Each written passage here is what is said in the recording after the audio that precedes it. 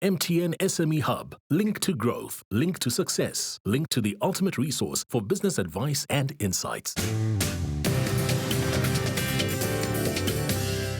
Welcome back to the Big Small Business Show. In studio with us, we've got Devon and Kelly Mitchell. They are co-owners of Jodev Farms, and they do just that. They do farming, and you can have lunch there, and you can buy your jam there and some pickles there, and you can buy your meat there, and they also sell it in other places as well. We're talking about scale, and we're talking about part of that scale is setting up another branch somewhere, another shop somewhere else. So when we're talking about scale, I want to talk about, you heard me talking about the management, right? And I asked you, so could they be branch managers? And I asked you who does what, and have you done departments? If you don't do that, just in terms of an organogram, I'm going to say a de facto thing, then you can't scale. Okay, I'll be as bold to say that you can't scale without departments. Strategy is executed through departments. Strategy is executed through departments. Strategy is executed through departments. I think I said that once. So if you don't have departments, you can't execute growth strategy. Okay, you have to have departments. And then I asked you the question about, so what would you give up and what you would yield, which was the ones that you would give away? I was happy with you, I wasn't happy with you. So let's talk about that. Admin, fine, I hate it, I'm bad at it, give it away. That's good. But there's a proviso, I'm going to come back to that.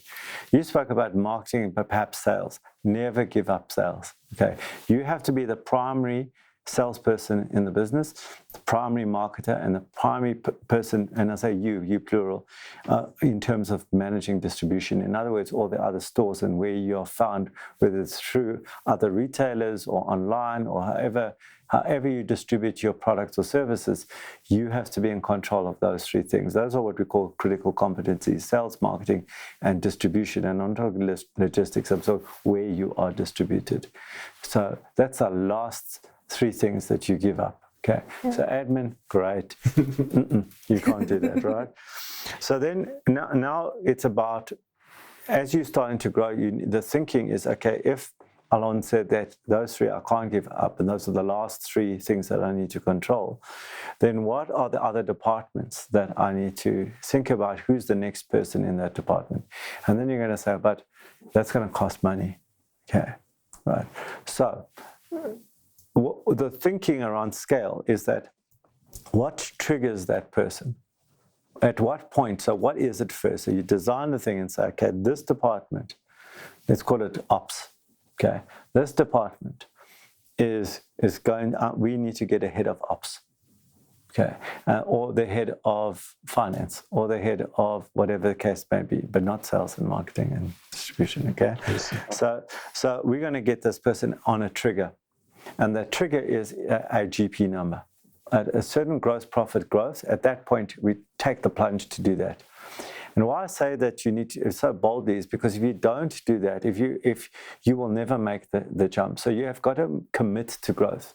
That's why I also was going, so why do you want to grow? Yes, because if you don't connect it to growth, then there's no reason to do it. Stay like this, you make some money, you keep busy, it's nice, but if you're going to grow, there's a level of commitment to growth that you need to take. And that commitment is, at this point, we're going to get ahead of whatever that is. And that's, you're starting to build your management team. And then you repeat, rinse and repeat. You do that again and again through the departments. And eventually, right at the end, the sales department is handed over, but reports into you. It has to report into you. So in Raizcorp, sales reports into me, marketing reports into me, and the function that is not called distribution, but that function reports into me. Those three report into me. I do not give those up. I don't run them anymore, but they report into me.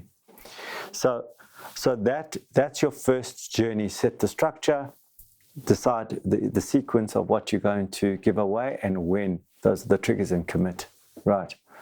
Now we come back to, are you having meetings with the people who are running those branches, those gardens, those whatever? So this is starting to practice the profession of management. So if you are going to sit with the person who looks after that section or that I don't know what do you call it? What did you call it? The field, the field manager. Then you're going to have to get the metrics around how do you manage the field manager. Because if you manage the field manager going, how's it going? I can see there's some things that are a bit dry there. That's not management. That's something, that's supervision. Okay, it's not management. So management requires, number one, it requires a rhythmic meeting, whether it's daily, weekly, monthly, bi-weekly, whatever the case may be. It requires an agenda and it requires metrics. Those three things need to be in it. And what you're doing is you're training yourself to manage that admin, the person who's going to head up the ops. You're going to do exactly the same thing there. So you're starting to build your competence and your confidence around managing. Okay, not supervision, but managing. Okay, so now this person comes in and you say, okay, I'll meet with you once a week. This is what we're meeting about. And this is what we're measuring. Right? And so you're used to that and you've got a level of confidence when you're doing that. And then you build more confidence as you get somebody at that level and you build it out to the other departments as well, until you've got a whole organization with heads of department, and then parts of that department become what eventually becomes your exco, your executive committee, that start to be strategic. So now you're moving, and I'm taking you through the journey of scale. I'm just giving you the framework of how you build from here to a big business. Because the next level above that now is that you go to this exco. So who's on this exco? It's a fancy term, right? Who's on this? Anyone who can think strategically. Now, what you'll probably find is at that level, the people who are now here are not all strategic thinkers. So you don't just pop up every head of department into your exco. You only take the people who are strategic thinkers. What is a strategic thinker? A strategic thinker is somebody who thinks about the future and knows how to build stuff, not operate stuff. Is not in operations. They know how to build stuff and operate stuff. So they're good at operations doesn't make them a good exco. They need to be good at building new process, new what we call process assets, new policies, processes, controls, all those kinds of things. They need to be those individuals. So the last stage that you get to is to build out your exco. So these are now your co-conspirators, so to speak, in strategy. And strategy is what takes you to the full scale. So I've started early in the scale journey, but those are your next steps to scale in a very, very slow and deliberate way. And that's all we've got time for today. I hope I've given you a nice framework. Yeah, definitely. Yeah. Need to set the foundation, right? Exactly. Thanks to Devon and Kelly for coming into the Big Small Business Show. I hope you enjoyed that. I hope you got some value out of that framework. And do remember, if you think it, write it down and make it a reality.